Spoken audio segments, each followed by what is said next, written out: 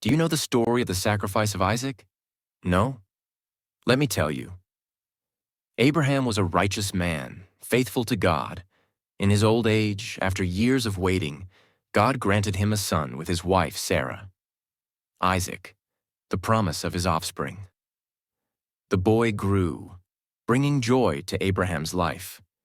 But one day God put him to the test. He said, "Abraham." And he replied, "Here I am." Then God commanded him, "Take your son, your only son, whom you love, and go to the region of Moriah.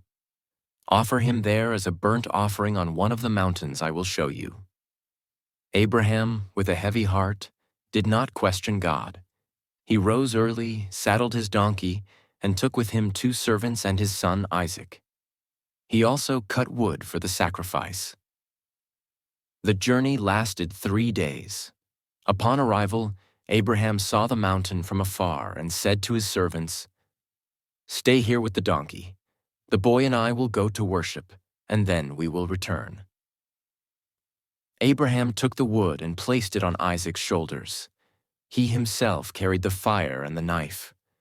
They walked together in silence until Isaac, with innocence, asked, "Father, I see the fire and the wood, but where is the lamb for the burnt offering?" Abraham, holding back his tears, replied, "God will provide the lamb, my son." When they reached the designated place, Abraham built an altar. He arranged the wood, bound Isaac, and placed him on the altar. With trembling hands, he took the knife. He raised his hand, ready to sacrifice his son. But at that moment, an angel of the Lord called out from heaven, "Abraham, Abraham." And he replied, "Here I am." The angel said, "Do not lay your hand on the boy. Do not harm him. Now I know that you fear God, since you have not withheld your only son from me."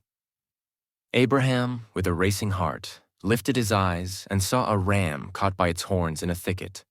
He ran, took it, and offered it in place of his son.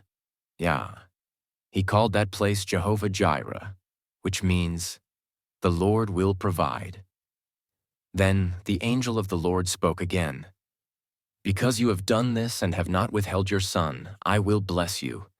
I will multiply your descendants like the stars in the sky and the sand on the seashore. Through your offspring, all nations on earth will be blessed, because you have obeyed my voice."